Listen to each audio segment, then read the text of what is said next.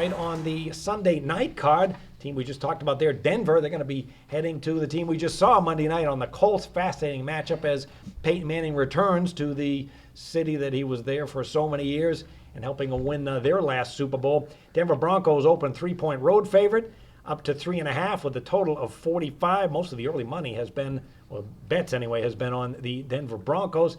Manning's number, 7 touchdowns, 11 picks on the year. But boy, they couldn't do anything wrong on that Sunday game against Green Bay, 29-10, 500 total yards. The defense allowed 140. This defense has been just sensational all season long. So Harvard, this Denver defense looks like the best in the NFL, and they might be the best team in the AFC too. Well, I think D stands for destroy, and they just destroy you defensively. For somebody to get into Aaron Rodgers' head like they did and 77 yards and nothing else went right, everything went correct for Denver. My hat's off for the Denver defense, because I'm not a big Peyton Manning fan this season, rightfully so. But yet he gets the job done with the total offensive package, but who knows how he's doing that. Let's talk about Indianapolis for just a second. The Indy's owner, he's a nutcase. The general, the GM, he disagrees with anything and everything he can find, to disagree with. He's going over the owner's head. He goes down to the coach and drives him nuts. Check the bye week for Indianapolis. That's probably the week that Coach Pagano is going to be fired. They've got to make a move right now, and they got to get rid of him. I think some of the problem is that the people in the locker room, there's always a lot of turnover in these teams. So what was working 2 or 3 years ago, and who was listening to all that crap? They're just not listening. They're not buying into it, and there's some problems. I mean, T.Y. Hilton, 1 catch for 15 yards last night. Come on, there's no offensive line. You better hope that Andrew Luck, it's not just throwing because he has no, he's a head case. You better hope that he's got broken ribs. Who wants to wish broken ribs on anybody? But at least I know broken ribs can heal. If he's doing this without broken ribs, he might not ever get healed. But here's one of his biggest problems. If you want to look at it from a technique point of view, their offensive line is so bad, they have 2 choices. So let's take third down. Like again, last night there were 6 out of 18 on third down plays. Well, the offensive line, you have a choice of either holding and getting caught with a holding penalty, or Luck has to rush his passes. He has to run out of the pocket. He gets desperate. He's almost throwing on 1 foot, sometimes on no feet. He's jumping around. He's throwing on the run because he has to make things happen really fast, because here comes the defense. So it's either holding penalties, which they're leading the league, offensive holding penalties, and it's all because they can't block anybody. And when you can't block the guys out and give Andrew Luck a little bit of time, you got a problem. And now, can it be fixed? Absolutely. They got off the plane last night knowing that what? They're the same as Denver. They're a division leader. They're in the worst conference that's out there with the AFC East. I think they have the same record with Houston, but they defeated Houston down there, so they got the tiebreaker. So they're actually they're doing what Carolina did a couple maybe last year when they won 7 games. Yeah, that's right. They won 7 games, 7-9 and 1, and then went to the playoffs. So they got it. I think the first thing they have to do though is get rid of the coach. Second thing is, don't worry about the GM yet. We can get rid of him at the end of the year, and then let's get Andrew Luck. If he's not healthy, let's bring in, Zach and see what he can do. Well, these teams have met in each of the last 2 years. Denver was an 8-point favorite a year ago, the total of 53, and it sailed over as Denver won 31-24. And 2 years ago, they met on this field.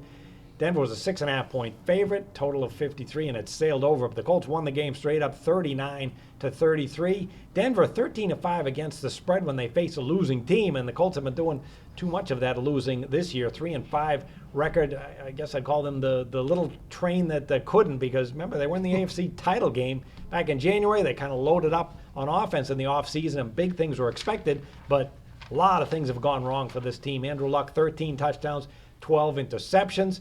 He's had some injury problems. The defense has been terrible. The coaching has been worse, as we've seen in some of these games. They come off another close game. But it was just a gut-wrenching game Monday night. Nice comeback. Try to get some momentum, and again, you can't pull it out at the end. So, Zach, here's a game where they're a home dog. Is home field going to be enough, or does this team have too many flaws that are being exposed each week? Well, this is an interesting game. I mentioned last week that I would buy Denver that one time against the Green Bay Packers, and then I kind of want to lay off just to see how Manning holds up the rest of the season. I think that's the biggest thing on why this line is where it is. I still think there's value on Denver, but you just can't really support Denver at this juncture of the season until Manning showcases back-to-back weeks of playing solid football. I can't buy the Colts either, so my argument is pretty much going to be a standstill on this game. Denver, they did what they needed to do against the Green Bay Packers. They're undefeated, yet they're just 3.5-point favorites. I've talked about their line value all season being just extremely low. They've been favored by a touchdown or more, I think, once this season. And every other spread, they've been really low. They've covered numbers by their defense, and I think you can pretty much hand the game last week by the defense. And, Green Bay just had one of those lackluster efforts defensively and offensively that kind of just boded well to a great primetime lure for the Denver Broncos. Indianapolis, they're 3-0 in their division and 0-5 out of their division, so that would go to show you that they're probably going to lose this game. But, I mean, how much worse can this offense look? Andrew Luck is, I don't think if you look at his high school, his college, and now his pro career, he's had a worse stretch in his career than he has right now. And really, I know a lot of blame's on Chuck Pagano, but I don't understand what Pep Hamilton's play calls are right now. I mean, yesterday, when they were coming back, I thought they could have mixed up some runs a little bit more. Bradshaw and Frank Gore were decent. They looked like they were getting 4 or 5 yards carried to me. I didn't look at the stat sheet, but they were running the football okay. But you've got a quarterback struggling, and yet I think they threw 15, 16 times in a row on that last drive and into the overtime.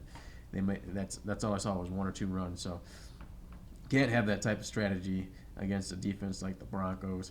But like I said, Peyton Manning factor.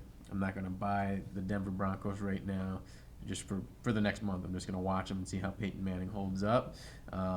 If he does the task against Indianapolis, I'll hand it to him. But let's remember in the playoffs that the Indianapolis Colts, besides the Seattle Seahawks in the Super Bowl against the Denver Broncos, the Indianapolis Colts gave the Denver Broncos the toughest challenge in the last 3 years since Peyton Manning's been there. So I just can't see playing either side in this one. Is there any emotional advantage for Manning going back to Indianapolis there, Zach? I think so, but he's still fragile. I mean, he if you saw the effort he was putting into those throws on Sunday night, it was taking all his might. And, I mean, they were designed reads, too. So, I mean, the people were wide open, but those designed dinkers are something that Indianapolis personnel are very familiar with, knowing Peyton Manning for all those years. So, those designed dinkers and quick throws to Demaryius Thomas. And in the 2 deep balls he threw, he put all his might into them. So, I mean, the emotional factor's there on both sides of the spectrum, but I just can't buy it right now. Yeah, a lot was made into those deep passes that were beautifully thrown, but I agree with you. You got to do it over a long period of time. Maybe he just, was in a nice stretch, and we haven't seen him consistent for the entire season. I agree with both of you guys. This is a very difficult game to call, so I will go with a prop bet on the game. Andrew Luck for the season, 8 games now, 13 touchdowns, so the over-under for touchdown passes for the prop for him is going to be about 1.5, might even be 2 because he's at home, but I would take a shot over the 1.5 and 2. He had 2 on the Monday night game against Carolina. He's going to be home. I can't see Indy having any kind of success running the football against this Denver defensive front. So if they're going to get into the end zone, it's going to be his arm and throw into what he has is quite a few targets to throw to. So he's got a shot to throw 2 to 3 touchdown passes, even if they come up short in this one. So I'll say Andrew Luck over 1.5 or 2 touchdown passes.